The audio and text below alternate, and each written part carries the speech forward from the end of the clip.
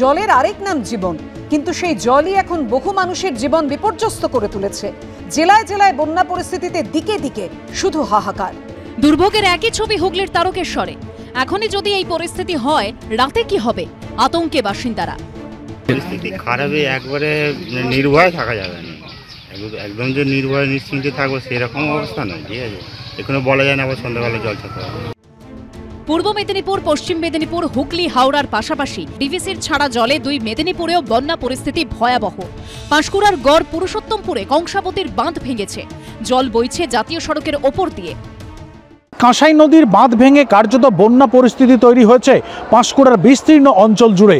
এবং camera person রঞ্জনকে দেখাতে বলবো, এই যে মঙ্গলদাড়ি এলাকাতে আমরা এখন রয়েছি, এই যে প্রধানমন্ত্রী গ্রাম সড়ক যোজনার রাস্তা, যেটা অন্তত 7 থেকে 8টি গ্রামকে সংযোগ করেছে, সেই রাস্তার ওপর থেকে কিন্তু বিপজ্জনকভাবে জল ঢুকতে শুরু করেছে।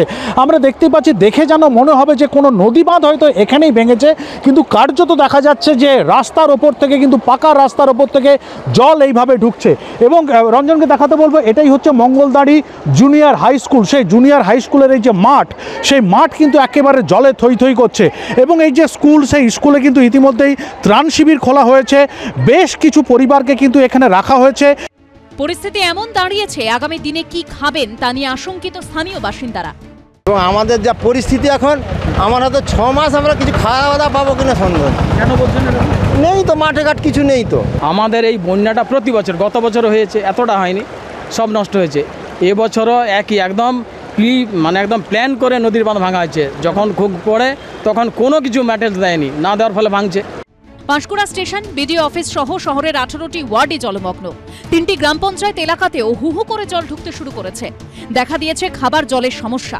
পরিস্থিতি মোকাবিলায় নামানো হয়েছে জাতীয় বিপর্যয় মোকাবিলা বাহিনী বা এনডিআরএফ। বানভাসী বাসিন্দাদের উদ্ধার করে নিয়ে যাওয়া হচ্ছে উঁচু জায়গায়। ডিভিসি এতটা জল ছেড়েছে, আগে কিন্তু এত জল আমরা পাইনি, এবং একসময় অনেকটা জল এসছে, ফলে সেই জলটা ঢুকেছে মাঠে, ফলে মাঠগুলো একের পর এক ডুবে ডুবে আসছে। ফলে এই জন্য রাস্তাগুলো সব কাট অফ হয়ে যাচ্ছে। এনএইচের একটা লেন তো পুরো জল ভরে গেছে, একটা লেন বন্ধ আছে, আর একটা লেন চলছে।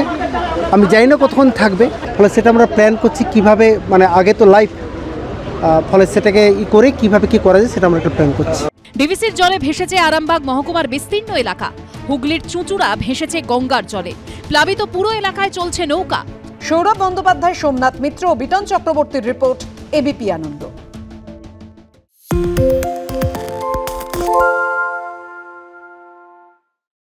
সত্য অন্তহীন, সত্যের খোঁজও তাই, সত্য সন্ধানে তাই আমরা অক্লান্ত, অকুতভয়। এবিপি আনন্দ নতুন ভাবনার প্রতীক, যা মনে মুক্ত, তথ্যে যুক্ত এবং যাবতীয় সীমানার বাঁধন থেকে মুক্ত। সীমা না শব্দটির মধ্যে লুকিয়ে আছে মানা শব্দটি, যেন চোখ রাঙানি এক অদৃশ্য বেড়াজাল, যা আটকে রাখে আমাদের এক ছোট্ট গণ্ডির মধ্যে। একমাত্র সঠিক খবরই গড়ে তুলবে এক মুক্ত সমাজ। সেই জগৎ গড়ার লক্ষ্যে কোনো সীমানার ঠুকুটি আমরা মানব না।